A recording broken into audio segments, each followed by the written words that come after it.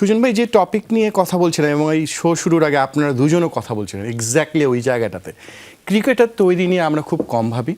নানাভাবে আমরা সংগঠক কারা আসছেন বা পরিচালক যদি বলি, সংগঠক তো লাগবেই, সেটা কে চলে যাচ্ছে, অনেক সময় আমাদের বিজয় হয়, আমরা খুব খুশি হই, আরে আমাদের লোক চলে আসছে।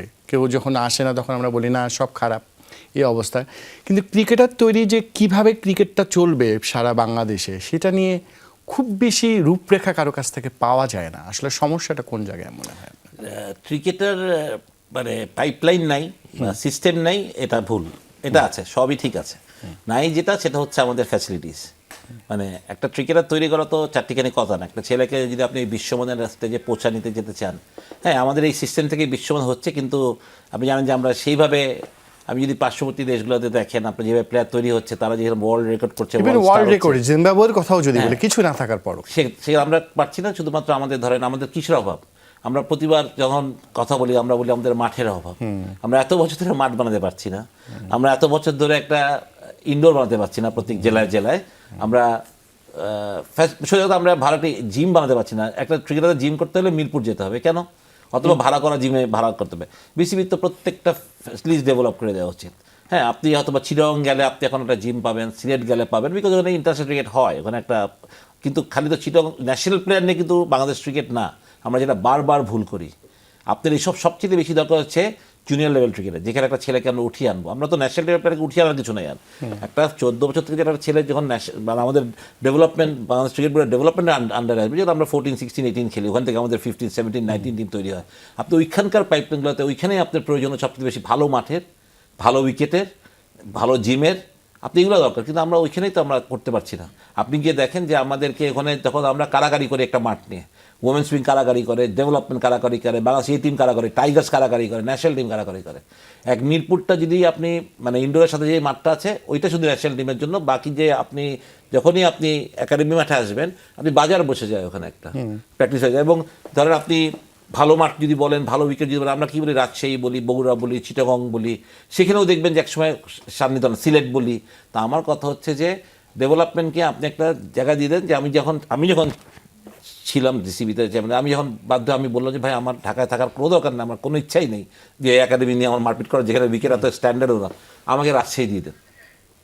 আমি রাজশাহীতে একটা আবাসিক, আমাকে একটা পুরো বিল্ডিং ভাড়া নিয়ে নেন, যেখানে আমার 14, 16 ছেলেরা থাকবে, ওখানে রান্নাবান্না হবে, খাবে, প্র্যাকটিস করবে, ওখানে ট্রেনিং করুক। তা আলটিমেটলি আমি আমার কোচের সাথে কথা বললাম, হি ইজ হ্যাপি যে রাজশাহী এবং বগুড়াকে টার্গেট করে কাজ করার জন্য, এবং উই ডান ওয়েল, এবং আমরা কিন্তু ওয়ার্ল্ড কাপ চ্যাম্পিয়ন হয়েছি সেক্ষেত্রে। তা আমার কথা হচ্ছে যে আমি ওমেন্স উইংকে যদি সিলেট দিয়ে দিই, আমি যদি এই টিমকে একটা অন্য ভেন্যু বগুড়া দিয়ে দিই, তা আমার কথা হচ্ছে যে এরকম আপনি এগুলোকে চুজ করেন, চিরং পড়ে আছে।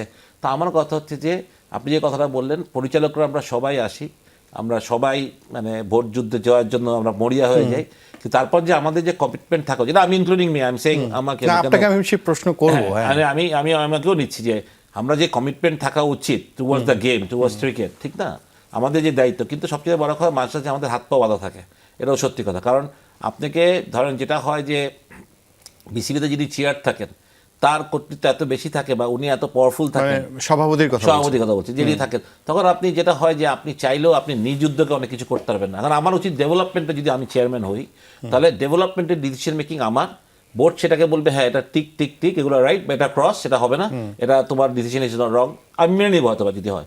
কিন্তু আমার যেগুলো ঠিক হবে, আমার ইনডোর লাগবে, আমার ভালো মাঠ লাগবে, ভালো উইকেট লাগবে, সেগুলো যদি ঠিক, সেটা তৈরি করে দেওয়ার দায়িত্ব তো আমার না, সেটার দায়িত্ব হচ্ছে আপনার ফিনান্স কমিটি, টাকা দিবে তারা, বা বোর্ডে পাস হবে, ফিনান্স টাকা দেবে। কিন্তু ধরেন বোর্ডে পাস হওয়ার পরও অনেক সময় অনেক জিনিস আগায় না। সবচেয়ে বড় কথা, আপনি দেখেন আমরা বাংলাদেশ ক্রিকেট 2000 কত সালে টেস্ট ম্যাচ স্ট্যাটাস পেয়েছি, 2000 সালে, 26টা বছর হলো, আমাদের কয়টা ইনডোর আছে, কয়টা ভালো খেলার মাঠ, আমরা এগুলোকেও প্রশ্ন করি না। আমরা আমাদের ওয়ার্ল্ড কাপ চ্যাম্পিয়ন হওয়ার যদি টার্গেট থাকে, তো টার্গেটের আগে তো আপনাকে নিচের লেভেলের প্রসেসগুলোকে ঠিক করতে হবে। আমরা তো প্রসেসই ঠিক নেই। আপনি ওখানে যা খেলবো আমরা, আমি মাটি দেবো, আপনি একটা পূর্বাচল মাঠ আমাদের হাতে ছিল, সেখানে অনেক বড় একটা স্টেডিয়ামের কথা ছিল, সেটা এখন হচ্ছে না।